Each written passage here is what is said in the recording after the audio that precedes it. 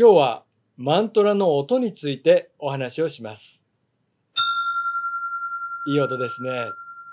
だけどこの音とは違います。マントラの音とはどのようなものでしょうか？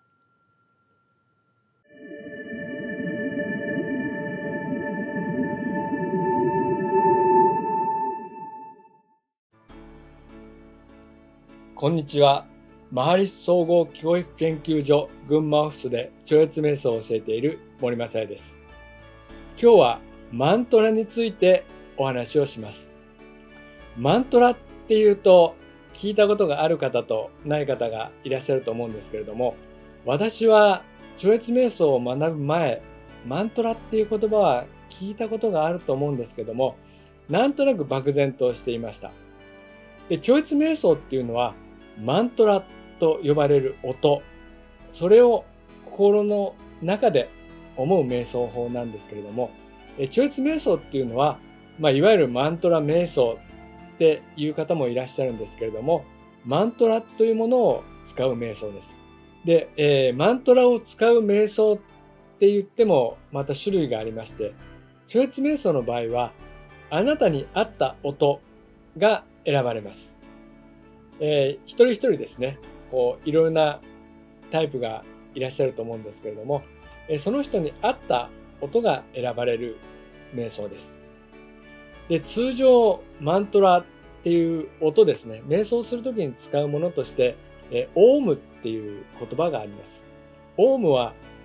静音ですね、聖なる音とも呼ばれていて、オームっていうような音らしいんですけれども、これもインドなどではよく聞く言葉です。目を閉じて、オーム、オームと、頭の中で思う瞑想法もあると思います。で、そういう、頭の中で思うので、直接音として耳に聞こえるものではないんですけれども、頭の中で、心の中で繰り返し思う言葉、フレーズ、それを音と呼んでいるんですけれども、超越瞑想で使う音っていうのは意味のない、音そのものに価値がある、フレーズなんですね。もしかしたら同じような言葉が、意味がですね、何か世界中ではあるのかもしれないですけれども、基本的には音だけの価値ですね。価値を使います。音って言っても、例えばピンピンピンって跳ねる音だったり、おーとか、いろんな音っていうのは何か動作と関係があるというか、イメージっていうのがあると思うんですね。で、そういう音っていうものを使います。音楽で言えば、何か明るいポップな感じの曲を聴くと、なんか気分がウキウキしたり、あとは静かな曲を聴いたり、悲しい曲を聴くと、気持ちっていうのが、それ曲に合わせて変わってきたりするんですけれども、音っていうのはやはり重要な部分を占めているんですね。で、その使い方ですね。マントラもその使い方が重要なので、超越瞑想では7つのステップがあるんですけれども、超越瞑想であなたに合ったマントラをお教えして、その後はその使い方について教えていきます。で、マントラっていう言葉自体はですね、いろいろなところで聞くと、例えば、聖なる音っていうことでいろいろな種類のマントラもありますし、あとはよく宗教なので、ナムアムダ仏とか、そういう、瞑想の時に使う言葉以外でも、そういう繰り返し口から出す言葉ですね。それをマントラと呼ぶ方もいらっしゃいます。あと、私もちょっとびっくりしたのがですね、例えば人に親切にするとか、そういう格言じゃないですけども、生きていく上で何か役に立つ言葉、その言葉自体をマントラと呼ぶ方もいらっしゃいます。それは声に出して言うとか、頭の中で思うというのではなく、生きていく上で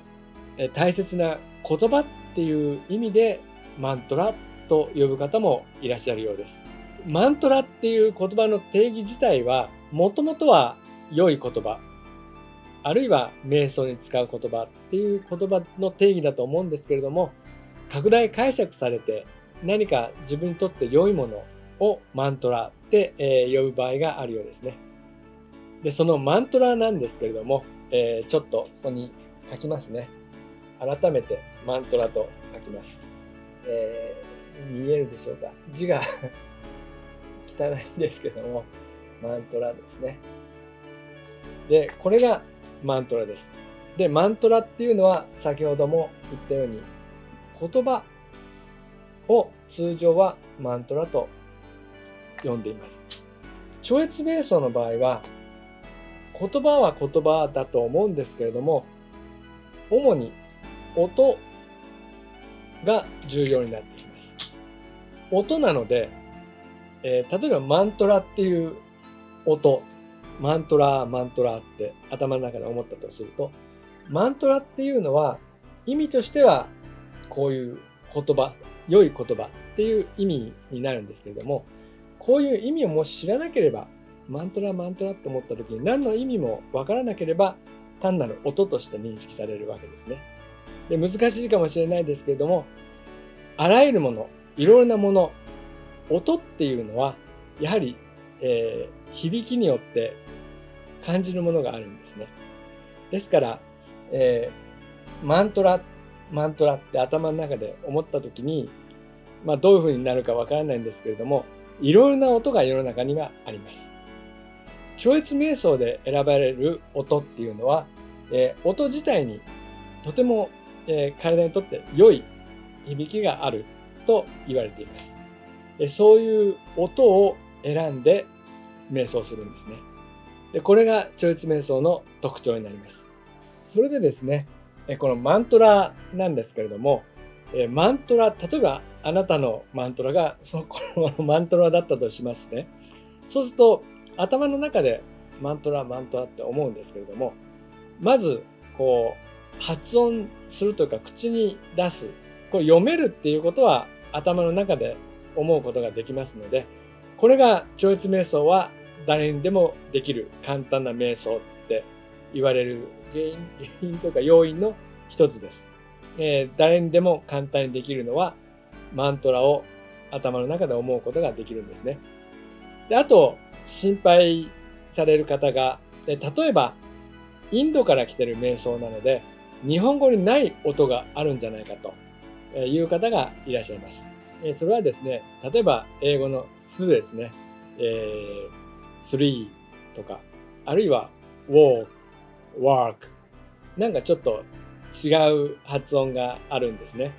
で、それを正確に言わないと効果がないように思うと思うんですけれども、そういうインド発祥の音、それを日本人はきちんとできるのかっていう質問もあるんですけれども、それについては7つのステップの中で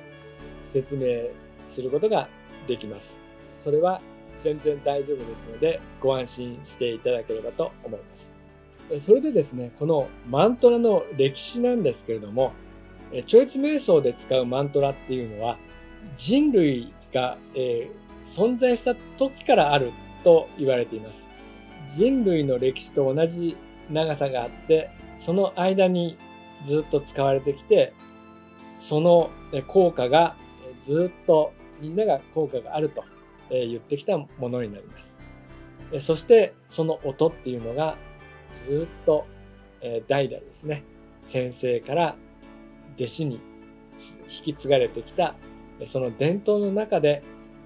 ずっと大事にされてきた瞑想法になります。マントラについて何か疑問とかございましたら、ぜひコメント欄に書いていただくか、直接ですね、群馬オフィスまで質問していただければと思います。それでは今日の話をまとめます。マントラについてなんですけれども、基本的に超越瞑想はあなたに合ったマントラっていうものが選ばれます。で、例えばですね、ここに書いてあるマントラっていうものがマントラだとすると、頭の中でこうしてマントラ、マントラ、マントラ、マントラって思うんですね。これが超越瞑想でいうマントラの使い方になります。以上、今日はマントラについてお話をさせていただきました。超越瞑想を学びたい方はですね、お近くの超越瞑想のセンターがございますので、ぜひそこで開催されている超越瞑想の説明会にご参加していただければと思います。私は群馬オフィスで超越瞑想を教えております。今日もご視聴いただき感謝いたします。ありがとうございます。